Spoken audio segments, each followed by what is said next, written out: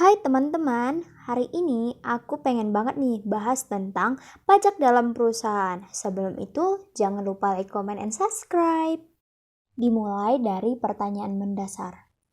Bagaimana mencatat? Dari mana pos-pos pajak dalam laporan keuangan diperoleh? Bagaimana pengungkapan? Pajak dalam laporan keuangan. Di aktiva, di kewajiban, di beban pajak, dan di arus kas. Adapun tujuan mempelajari perpajakan yaitu 1. Dapat menjelaskan dan menerapkan ketentuan perpajakan. 2. Dapat menyelesaikan administrasi perpajakan suatu entitas. Yang ketiga, dapat menyajikan dan mengungkapkan informasi perpajakan dalam pelaporan keuangan. Yuk, kita masuk ke orientasi pekerjaan. Ada bagian perpajakan dalam perusahaan, bagian akuntansi, auditor, dan konsultan pajak. Pajak untuk individu. Ada 4 poin penting loh di dalamnya, yaitu pajak atas penghasilan perusahaan. Ini bisa dibayar langsung oleh perusahaan atau dipotong oleh pihak lainnya. Yang kedua, ada kewajiban memotong pajak pihak lain. Yang ketiga, ada pajak atas transaksi. Dan keempat, ada pajak lainnya. Sekarang kita masuk ke dalam pajak dalam perusahaan. Di pajak dalam perusahaan ini ada beberapa poin penting juga loh. 1.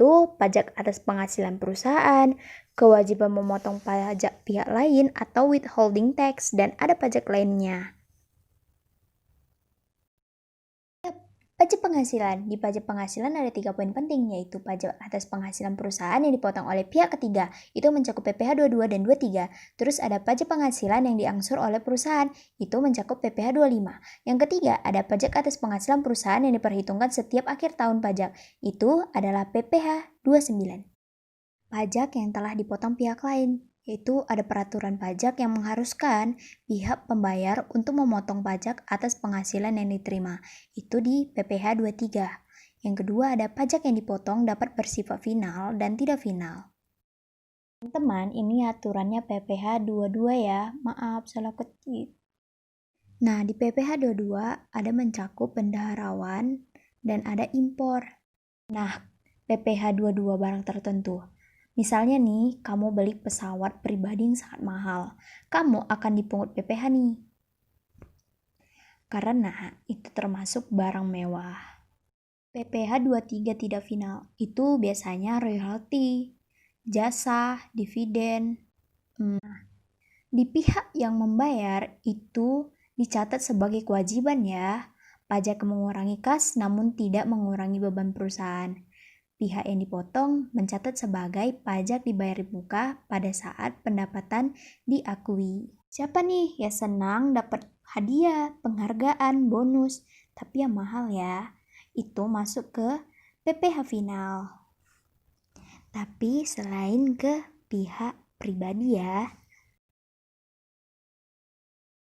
PPh 24 adalah peraturan yang mengatur hak wajib pajak untuk memanfaatkan kredit pajak mereka di luar negeri untuk mengurangi nilai pajak terhutang yang dimiliki di Indonesia. PPh 25 itu adalah pajak yang dibayar secara angsuran. Tujuannya untuk meringankan beban wajib pajak atau mengingat pajak yang terhutang harus dilunasi dalam waktu 1 tahun.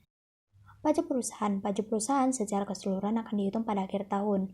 PPh dihitung dari penghasilan kena pajak dikali tarif pajak yang berlaku. Selanjutnya, penghasilan kena pajak dihitung dari laba sebelum pajak kemudian dikoreksi deh. Koreksi dan rekonsiliasi fiskal perlu dilakukan karena ada perbedaan aturan dalam mengukur pendapatan dan beban.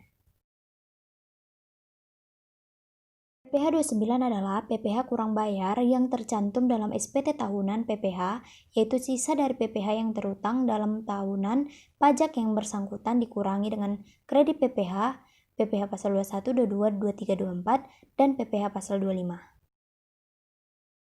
Pajak penghasilan. Pajak terhutang dalam 1 tahun dihitung dari penghasilan kena pajak dikali tarif. Selanjutnya, pajak terhutang dalam 1 tahun dikurangi dengan pajak dibayar di muka menghasilkan pajak kurang bayar PPh 29. PPh 29 merupakan utang PPh yang muncul di neraca pada akhir tahun pelaporan. Jumlah yang dibutuhkan, beban pajak pada pajak dibayar di muka, dan utang PPh 29. PPh pihak ketiga. Ini catatan untuk kamu ya. 1. Pajak yang dipotong bukan pajak perusahaan. Yang kedua, pihak ketiga dapat mengkreditkan pajak yang dipotong. Yang ketiga, pencatatan yang dibuat saat memotong pajak yaitu beban gaji pada utang PPh 21 dan kas. Yang keempat, perusahaan harus menyetorkan dan melaporkan pajak yang dipotong. PPh 21 adalah tentang pembayaran gaji karyawan. PPN, pajak pertambahan nilai, ini dikenakan atas setiap penyerahan BKP oleh PKP. Kedua, PPN akan ditambahkan dari harga jual. Di PPN itu ada yang namanya pajak keluaran dan ada pajak masukannya. PPNBM, ini biasanya dikenakan hanya 1 kali pada produsen barang mewah, importir barang mewah. PPNBM tidak boleh dikreditkan dengan pajak yang lainnya. Terus PPNBM akan ditambahkan dari harga jual yang telah ditetapkan produsen atau importir. Selain yang disebutkan tadi, ada juga nih namanya pajak lain. Pajak lain ini termasuk PBB, BPHTB, pajak reklame atau pajak daerah, terus dicatat sebagai beban. Untuk BPHTB akan dicatat penambahan harga perolehan dari tanah dan bangunan yang dibeli. Nah, sekian dulu video kita hari ini. Semoga bermanfaat ya teman-teman. Jangan lupa like, comment, and subscribe.